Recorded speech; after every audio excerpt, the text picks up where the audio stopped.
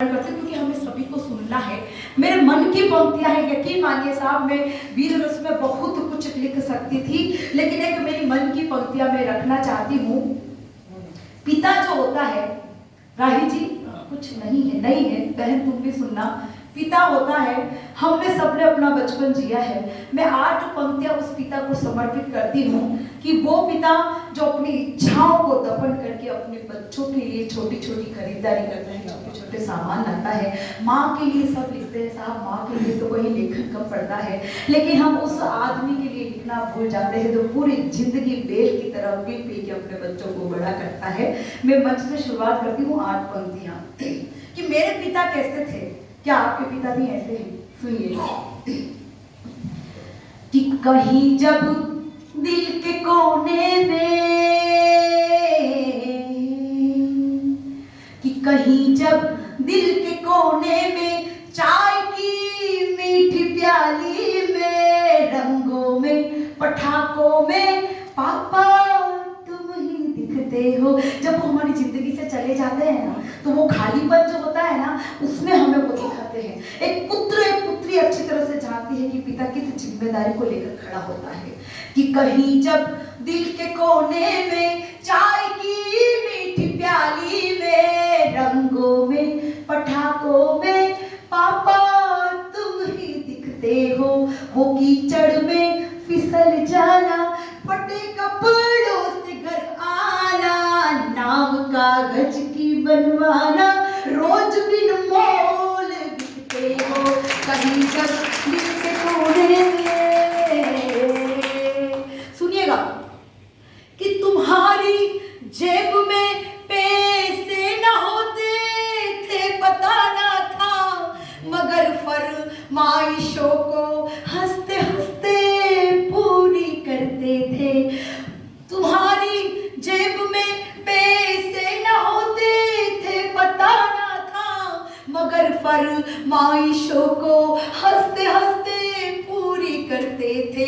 लगन से शौक पढ़ते थे, वो सारे शौक बहते थे।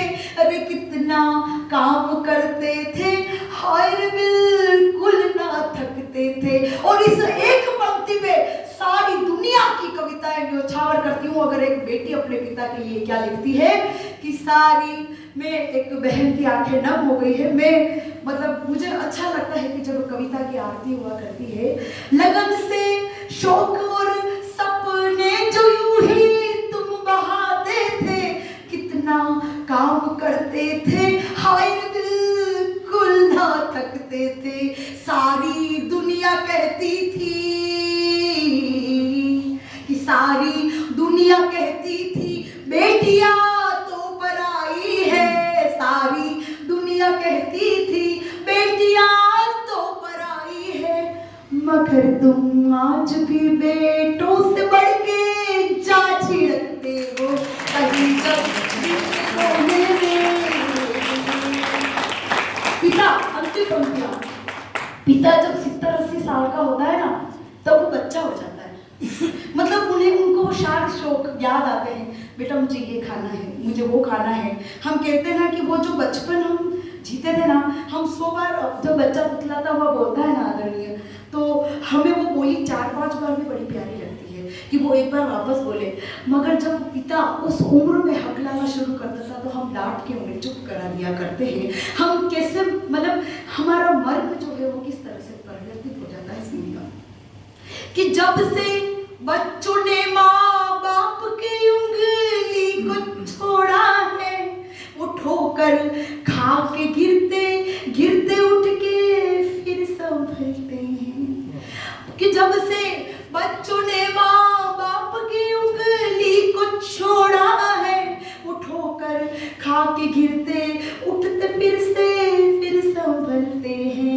कहीं पग डंडियों पे पैर जो फिसल ही जाता है, हम भी डांट देते हैं मगर कुछ कर ना सकते हैं। जो माँ बापों को चुप रहना, तालियों से विदा कीजिएगा कि हम कैसे हो गए साहब, आप और हम कैसे हो गए हैं। कि जो माँ बापों को चुप रहना सिखाते आज के बच्चे, जो माँ बाप को चुप रहना सिखाते आज के बच्चे। तुतलाने से जिसने बोलना सिखला दिया हमको, कहीं कहीं दिल के कोने में